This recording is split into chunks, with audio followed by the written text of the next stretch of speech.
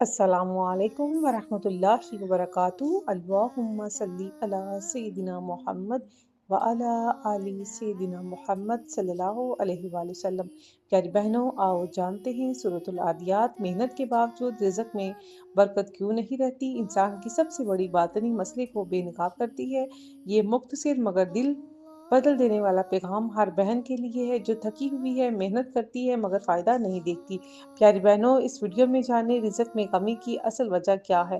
سورۃ العادیات انسان کے نفس کو کیسے آئینہ دکھاتی ہے، محنت کے باوجود رزق میں کمی کیوں ہو جاتی ہے، آئیں جانتے ہیں۔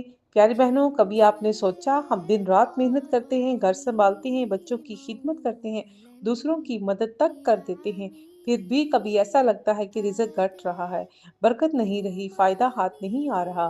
اللہ سبحانہ تعالیٰ سورۃ العادیات میں ایک ایسی حقیقت بتاتے ہیں جو انسان کو ہلا کر رکھ دیتی ہے۔ اللہ سبحانہ تعالیٰ فرماتے ہیں سورۃ العادیات، بے شک انسان اپنے رب کا بہت ناشکرا ہے۔ اصل مسئلہ یہ نہیں کہ آپ محنت کم کرتی ہیں، اصل مسئلہ یہ ہے کہ ہم اپنی محنت کو اپنے رب سے جوڑتے ہی نہیں۔ ہم سمجھتے ہیں کہ سب کچھ ہمارے ہاتھوں، ہماری طاقت ہماری محنت سے ہوتا ہے، اور جب دل میں شکر کم ہو جاتا ہے تو رزق میں برکت بھی کم ہو جاتی ہے۔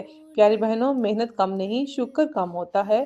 سورۃ العادیات ہمیں بتاتی ہے کہ انسان دنیا کی دوڑ میں اتنا مشغول ہو جاتا ہے کہ اپنے رب کو بھول جاتا ہے اور پھر شکایت کرتا ہے کہ رزق کیوں نہیں بڑھتا۔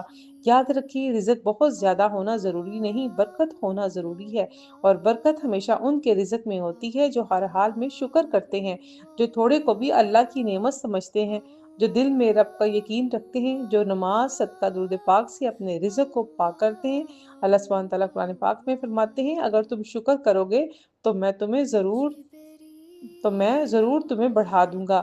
تو پیاری بہنوں، اپنی محنت کو ضائع نہ ہونے دیں۔ ہر دن ہر کام سے پہلے ایک بار دل سے کہہ دیا کریں، یا اللہ، جو رزق تو نے دیا ہے وہی میرے لیے کافی ہے، اس میں برکت عطا فرما اور مجھے شکر کرنے والی بنا دے۔ پھر دیکھیں سورۃ العادیات کی یہ نصیحت آپ کی زندگی بدل دے گی، محنت بھی قائم رہے گی، دل بھی مطمئن ہو جائے گا، اور رزق میں ایسی برکت آئے گی کہ گھر میں سکون برسنے لگے گا۔ پیاری بہنوں، آئیں قرآن سے محبت کریں، اس پیغام کو شیئر کریں۔